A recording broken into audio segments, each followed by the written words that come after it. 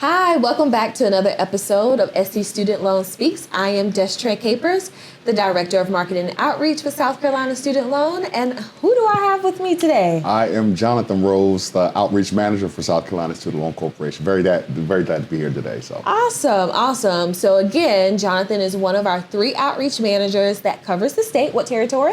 I'm the upstate. I do a lot with Greenville, Spartanburg, and the surrounding areas in the upstate. Awesome. So you've probably already seen his face in that area, providing lots of educational experiences for those seeking to figure out how to pay for college. And today's topic is probably one of my favorite. How about you? Mine as well. Okay. We're talking all things scholarships. Yes. This is one of the topics. I know we're South Carolina Student Loan Corporation, but anyone that knows me, when I'm out talking, scholarships is one of the hot topics that I definitely want to make sure that I highlight, especially when I'm talking to parents. Scholarships is one of those things where a lot of people don't apply. You know, there's thousands and thousands of dollars out there, millions of dollars and thousands of scholarships that students can apply for, but I try to kind of push the parents to make sure, because you're talking to 16, 17, 18-year-olds that's trying to have them write an essay to be able to apply for some of those scholarships. So it could be a challenge for students, but I also push them to make sure that they apply, because that's extra money in their pockets to help them pay for college. Well, hopefully it'll fall into their pockets. Yes, right? That's what we want. So, of course, we've seen the students on social media be surrounded by all their acceptances and the millions of dollars that they've received in scholarships. But it does take some work, as you mentioned, in order to be awarded. And so there are a lot of different ways to get scholarships. And so we're going to dive into some of that today. You have your academic scholarships that you get because of how well you did academically in school. You have sports and athletics, you have music, you have so many different ways to get scholarships.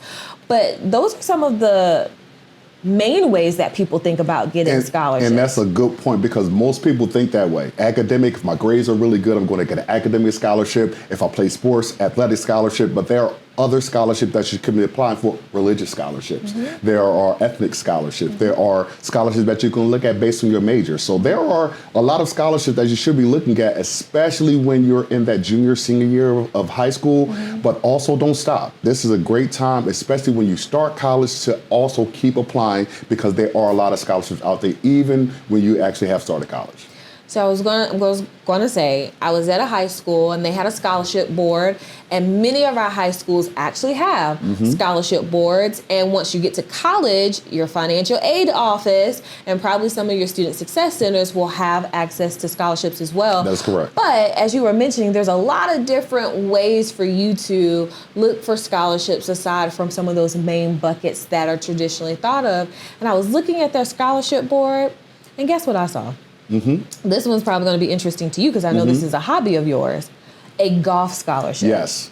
And you didn't need to necessarily compete with your school for golf. They were like, hey, if you go to putt-putt, we have money for you. And so your hobbies can lead to scholarships as well. I agree. That a lot of students and families don't realize. So I'm a big fan of doing the research. So even though your junior, senior year of high school is a great time to start applying for scholarships, but do the recognizance ahead of time. Do your research ahead of time. So that way, if you're missing one of the requirements, you now have some time to get that leadership, to get that community service, to get whatever that missing link is to make you more competitive for your scholarships. And another great thing to actually think about is, some students have a hiccup of, how do I start, applying for scholarships? And one of those things are writing that essay, because a lot of those students love to do the ones where it's a giveaway, they put their emails, but having students understand, what do I need to write when I write this essay?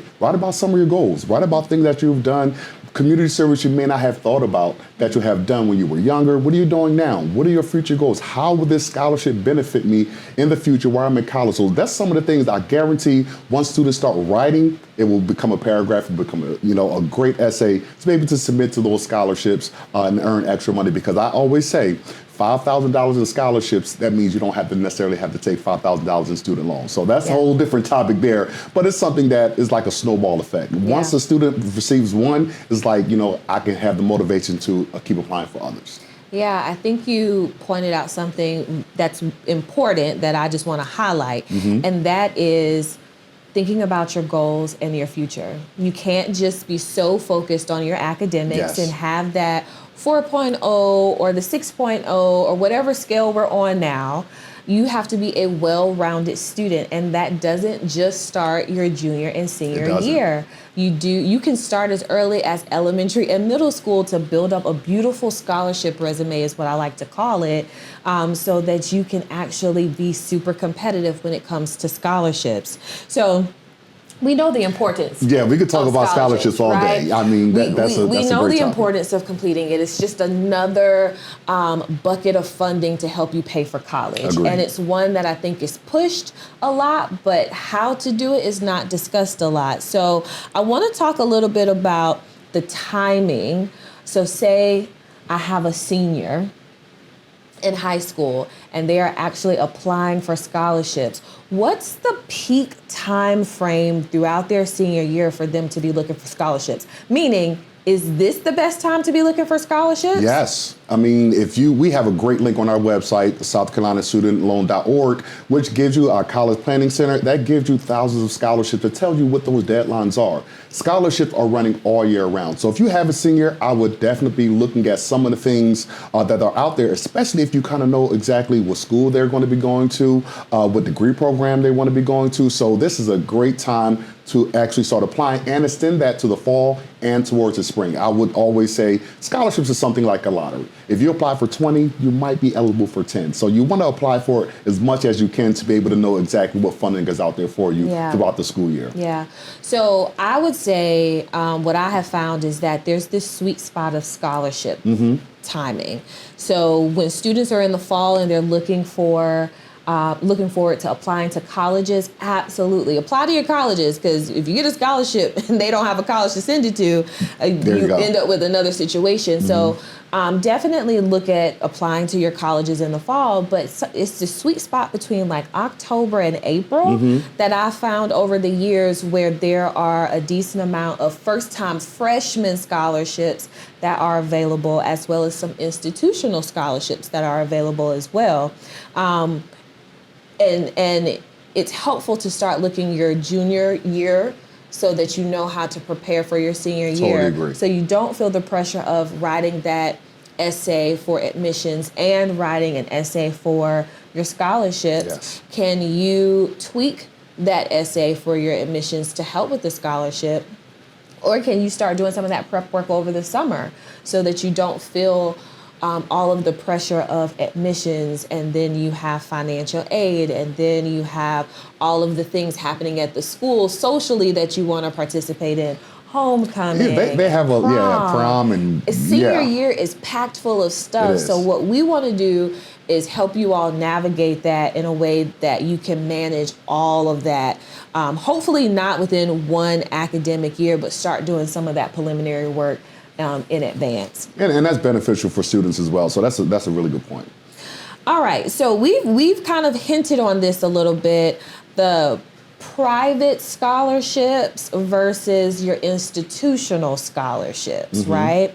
And you mentioned that we have a college planning center on our website that actually has the institutional scholarships listed, and then we also have that database. So can you talk a little bit about the institutional scholarships? Yes, we and just in addition to that, we have where it talks about all of the grants and we'll talk about that, but specifically the institutional scholarships on our link, the College Planning Center, it gives you every college in South Carolina.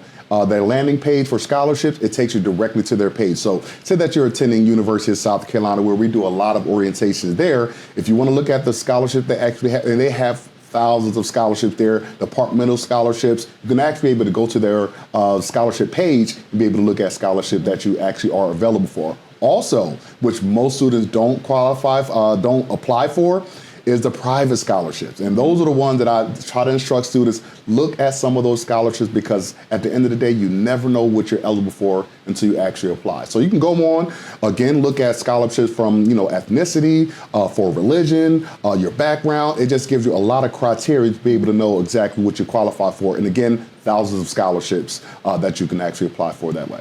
Yes, so when we say private, We are talking about this is funding that's coming from community-based organizations, businesses that have scholarships that they have created to help either students in certain majors or, as Jonathan was saying, because of your religious affiliation, your ethnic background, so many different qualifications there. So when you go to our website and you click on that private scholarship database, those are not our scholarships.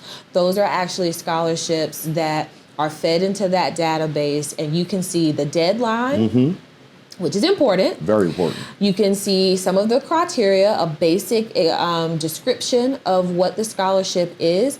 But I think more importantly, you get to see if it's renewable or not.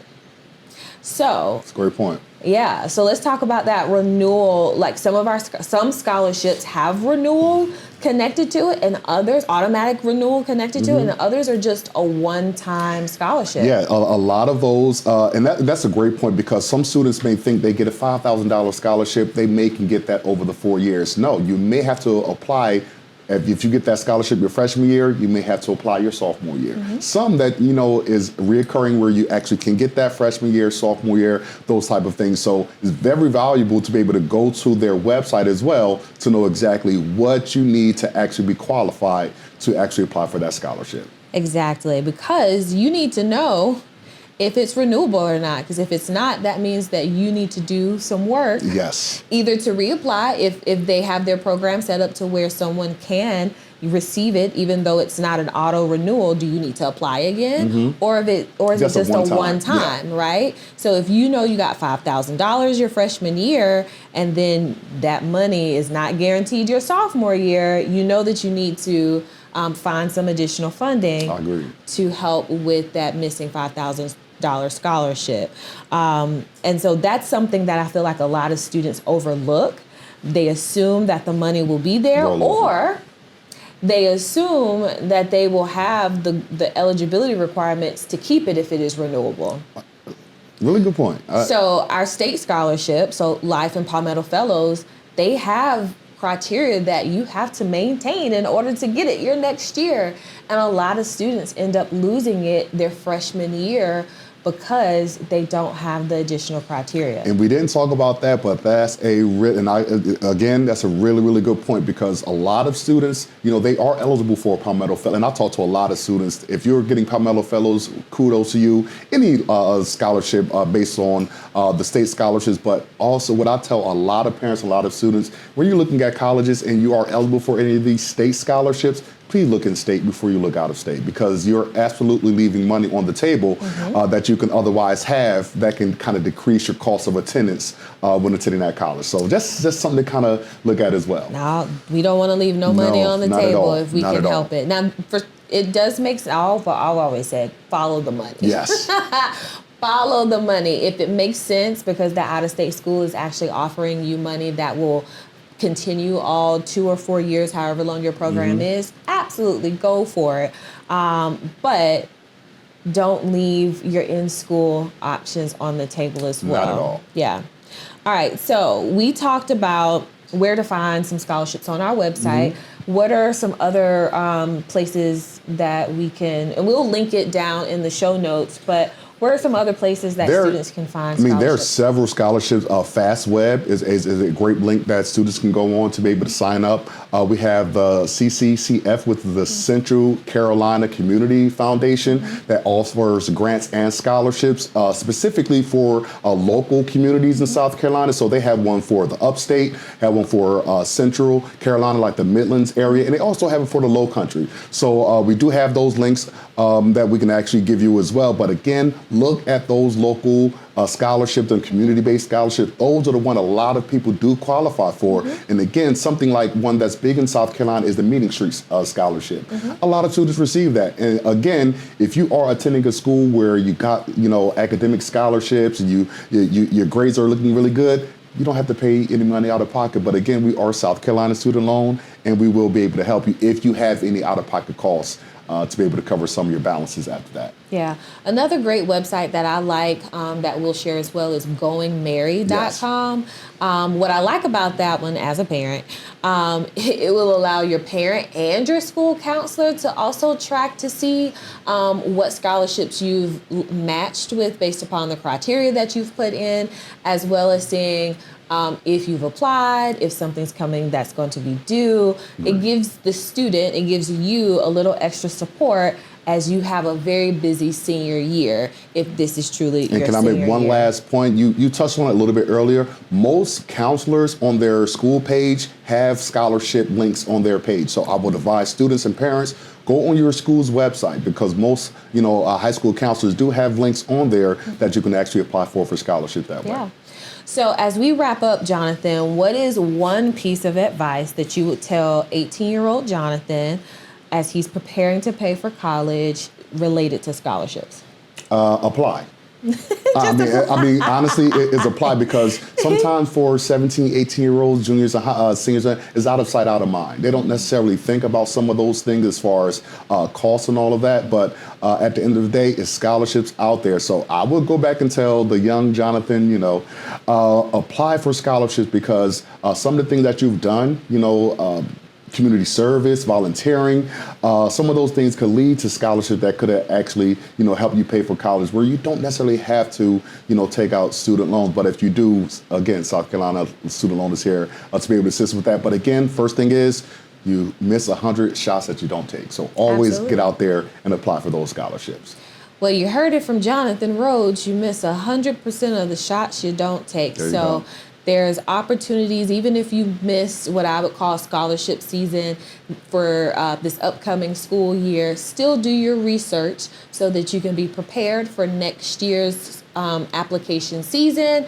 And visit our website, scstudentloan.org. At the top, you'll see College Planning Center, and it'll take you to our scholarships and grants page that will allow you to start looking at some of those opportunities. But there are still scholarships that still have deadlines. So you still want to do some research right now and see what's available out there that may be able to help you with your upcoming bill in the fall. Jonathan, thank you for being with us today. Absolute pleasure. Pleasure is all. Awesome. We'll see you in the next episode. Thank you.